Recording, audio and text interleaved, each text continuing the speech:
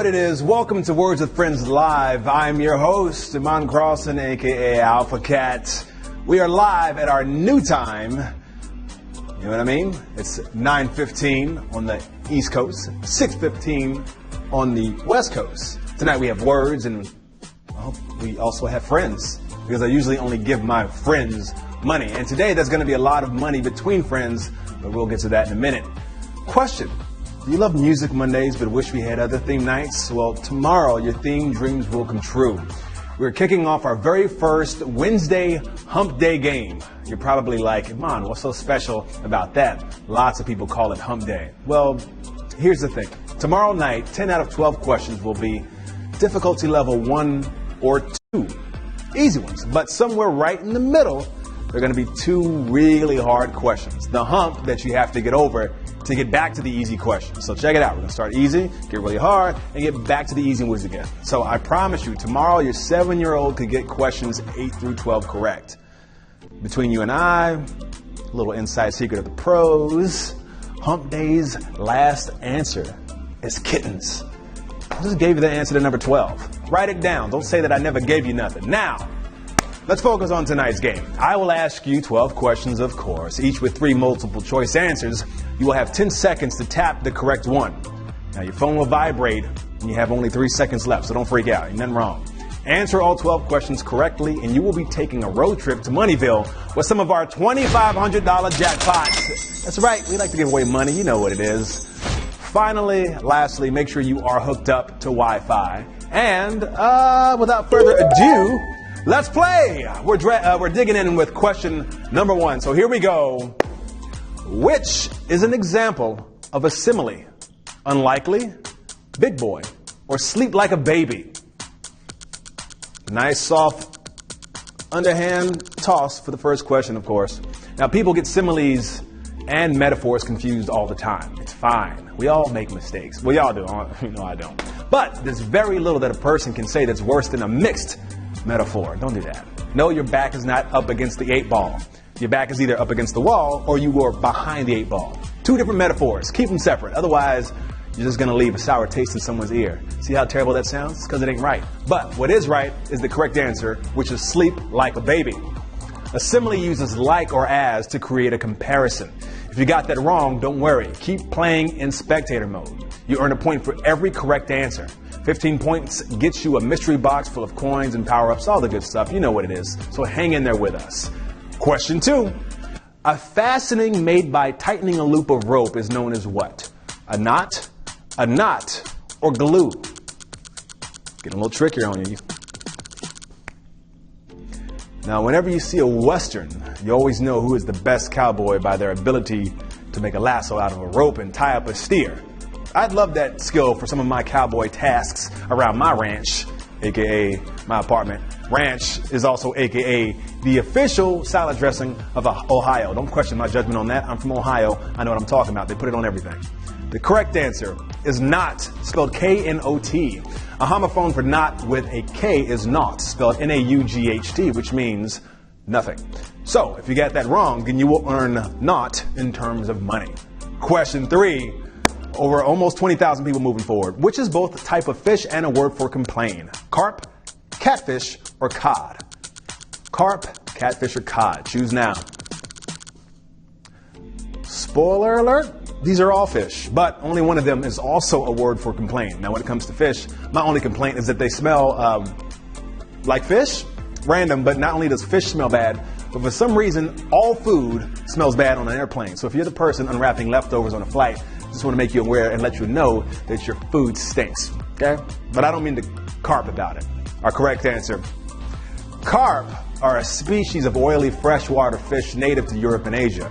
Catfish is when you meet someone online and then one day find out that they were lying about what kind of fish it was and also that they're probably married. Question 4. Which word best fills in the blank? Players are trying to blank the opposing team's morale. Affect, effect, or defect? Now, if you're a sports fan, you've probably heard the term morale thrown around a lot. Morale is also a word that's used when your boss decides he wants to arrange a company retreat because, of course, Nothing raises morale more than going on a work vacation with your boss. You're still kind of like pretending to be a goody two-shoes when you're not. The correct answer is affect, A-F-F-E-C-T. Affect, effect, and defect all come from the Latin word facere, which means do or make. It's like when Yoda said, do or not do, there's no try. It's a terrible Yoda impression. I know y'all, I can't do them all. But Yoda sure had some pretty high morale for some super old dude who lived in a swamp. All right, moving forward, almost 10,000 people moving forward with that one. Question 5, what is the name of the monument pictured here? Washington Monument, Lincoln Memorial, or Jefferson Memorial? I'm sorry I'm giggling because I just love that we picked the most furthest away photo of that monument. This structure is also called an obelisk. The word obelisk comes from ancient Greek, and it's a tall, four-sided, narrow, tapering monument, basically like if a pyramid lost a lot of weight. This obelisk in particular is 555 feet tall, and as far as obelisks go, I have to say this is definitely in my top 3. Now, in English, the word obelisk does sound kind of funny, but I bet it's pretty normal if you're an alien, who we all know designed these in the first place. The correct answer is Washington Monument.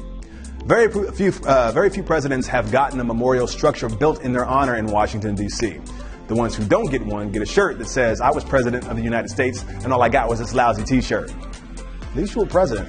It's a big accomplishment. Now, you can stay in tonight's game by using an extra life or any question you get wrong except the last one. Don't have an extra life? Well, you get one by tapping the heart icon on the countdown screen before the game. That shares our game with a friend and gives you an extra life to use the next time you play. All right, moving forward. Question number 6. Which land became a Commonwealth of the U.S. in 1952? Hawaii, Puerto Rico, or Guam? Tick, tick, tock. Don't mess it up. Do not disappoint me. I'm joking.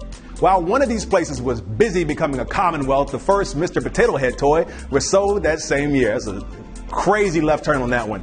It was invented to be used with real vegetables in the hopes that it would make vegetables more appealing to children. But I guess they got creative because kids are too smart for the airplane trick. I was. Open wide, here comes the airplane. I was like, nah, that's broccoli. I don't want that. But the correct answer is Puerto Rico. Guam is a U.S. territory, and it's on the other side of the international date line, which is why it's often called the place where America starts its day. It's a lot of pressure to be a morning person. It's also a lot of pressure to hit you guys with a brutal question. You know I had to do it to you. It happens every time. I don't know why you act like it's not going to happen. You're not prepared. I don't mean to be mean. But if you ended up in spectator mode again, this is now the time to continue playing. You'll win points and you can win some goodies. Moving on, halfway point, question number 7. Which of these is a playable word in the English version of Words with Friends? Qua, Q, or key? Qua, Q, or key? We love those 3-letter Q words, especially if you get a triple letter space. Now, besides one of these answers, there are currently only 2 other 3-letter words that start with Q in the English version of Words with Friends. You know what? I think it's about time we start making up some new short words that start with Q so that 100 years from now, when someone looks up the word origin of our new Q words, is going to say, well, they've made it another 3-letter Q word. So we made one. Simple as that. The correct answer, though, is qua, Q-U-A. The word qua means in the capacity or character of. But let's be real. All that really matters is that from now on, you can play this 3-letter word to crush your opponent on a triple word score. It's always lit when that happens. All right, 3,500 people moving forward to question 8. Which is the most accurate definition of majoritarianism? Ruled by the majority, the fractional majority, or a synonym for paramountism? Okay. I'm going to give you guys a hint. Believe it or not, majoritarianism doesn't have to do anything with a person who eats a majority of just about anything. Although if that were true, I guess you could probably say that I'm a majoritarian of chocolate. If there's chocolate around, please believe I'm probably going to eat most of it. I'm just going to apologize in advance. The correct answer is ruled by the majority. Let's say, I don't know, you're out with friends and someone says, if you want to see the movie that Iman suggested, raise your hand. If the majority had raised their hands, we would have seen a good movie and not the dumb one that Kim suggested. I mean, it's not a real situation. I was just using it as an example. Question 9. Which of these is the correct English spelling of this word? Okay? 3 options. Which one is the correct English spelling? Choose now. Don't let the TikTok and throw you off. Now, a baccalaureate is a fancy way to say a college bachelor's degree. You get a bachelor's degree awarded to you by colleges and universities upon completion of a course of study that can last anywhere from 3 to 7 years. It all depends on where you studied and, of course, what you're studying. Getting a bachelor's degree in physics will likely take you a lot longer than a bachelor's degree in basket weaving. But the correct answer is baccalaureate, spelled B-A-C-C-A-L-A-U-R-E-A-T-E. Man, that was a tough one. I feel like if you can spell that word correctly, then you should probably just be handed a bachelor's degree on the spot. Oh, you spelled baccalaureate. Cool. Here's your certificate and gown. Great job. Goodbye. All right, guys. Third to last question. 2011 people moving forward. Which area of study is Judith Butler more known for? Philosophy, chemistry, or physics? Choose now or forever not get that money. Now, don't be thrown off by her last name, okay? Judith Butler is not actually a butler. Did you know that in some houses, the term for the senior butler is major domo? I don't know who came up with that. It's kind of funny. Now, it reminds me of the slang FOMO, or fear of missing out. And everyone's saying, oh my God, everyone's at the party except for me. I have major FOMO. I wonder if butlers talk the same way, like, oh my God, Alfred is now the head butler at the biggest mansion in Beverly Hills. I have major domo. Don't get jealous, you domo. The correct answer is philosophy. Greek philosopher Pythagoras coined the term philosophy as the study of fundamental questions about existence, knowledge, values, reasoned, mind, and language.